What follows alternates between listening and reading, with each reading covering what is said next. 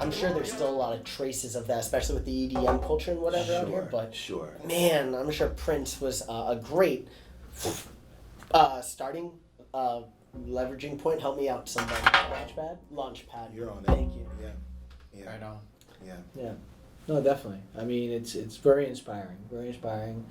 I mean, my reasons for liking Cream are very obvious. I'm a bass player, and that song has a sick bass line that I enjoy playing every single time.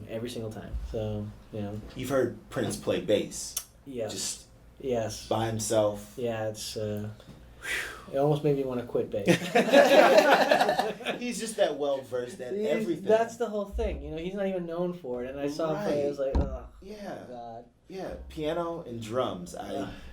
When I saw him sit down at the piano at some sound check in one of his previous tours before he had passed, I was like, wow, that right there. And he'd always played piano, I assume.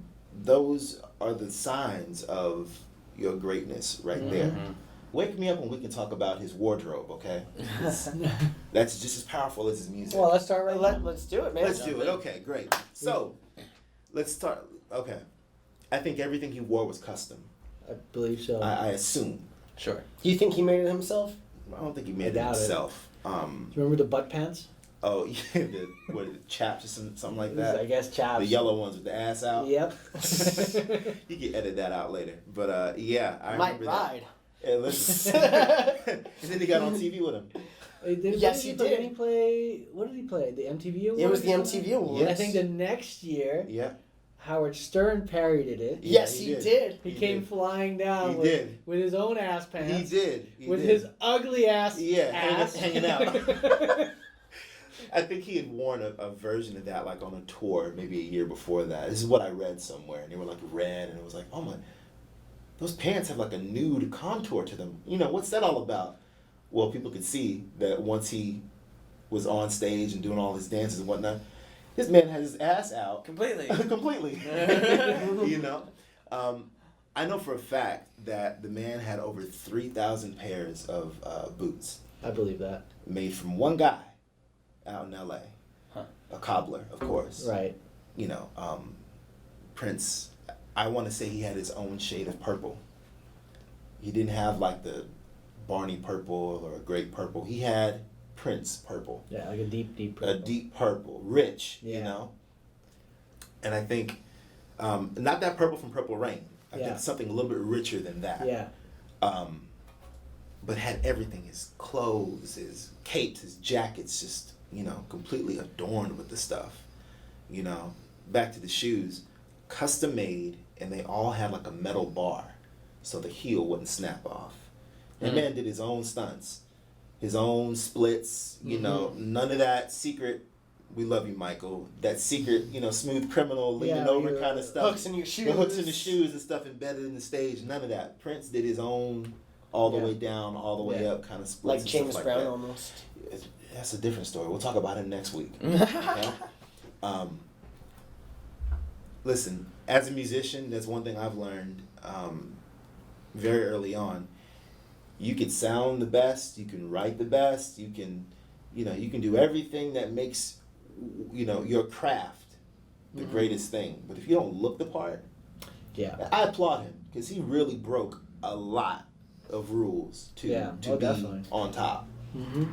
He just did. He took some out of the game for, what was that one guy? He just passed away recently. He's the king of rock and roll. Little Richard? Little Richard. I feel like Prince took so much from Little Richard, like the hair things and like the tighter fitting clothes. And Little Richard definitely set a precedent for the I guess for like so many different cultures. Like I think for like the LGBTQ culture, for black culture, for so many different like paths, man, and Prince totally picked up where he left off, or not left off, but picked up where he was heading. He picked it up and he did his own thing with it. Yeah, he's the king for doing his own thing. Yeah, it was daring. He was very daring. Do you remember his outfits back Rolling Stone? Oh my God. So for those who don't know, tell him. And his Rolling Stone tour was disastrous. I think he left it after, 3 shows? Yeah, it didn't last long. Because they didn't appreciate what he could. Probably all blues people, you know? Yeah, that was an R&B band. They didn't appreciate what he can do. So, this being a Rolling Stone show with all these old-fashioned people, and we're talking about the 80s now, early 80s. Yeah. You know, Rolling Stones were old-fashioned then already. Knowing the kind of audience it was, Prince didn't care. And he would go up on stage wearing a trench coat. I think he was wearing boots. Yeah. Boots. Yep. And a Speedo. Yep. And like an ascot or something. Like an ascot, yes, like an ascot. Yeah. He'd be on stage wearing a trench coat, boots, a Speedo, and an ascot. And that's it. An eyeliner. Don't forget about that. Well, yeah. Icing on the cake. Yeah. That's the only man who could do that. Yeah. Wear eyeliner and still look like a man. Still steal your girlfriend. Steal your girlfriend. Steal your girlfriend. That's looking right. like that. That's right. Unbelievable. That is right. You know, after he was on that Rolling Stone tour, you know who picked him up? Who? Make a guess.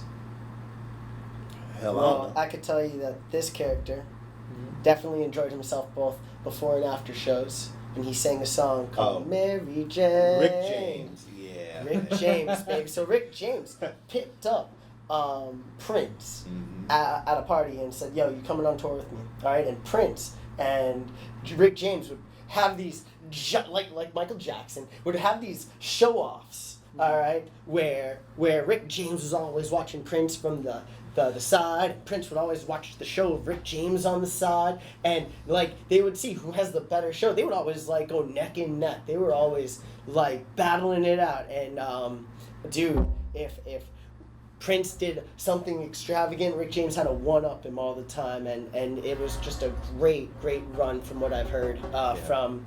There's this show by the creator of Beavis and Butthead called Tales from the Tour Bus. Oh, yeah. And he's on one of them. He's definitely, he makes an episode.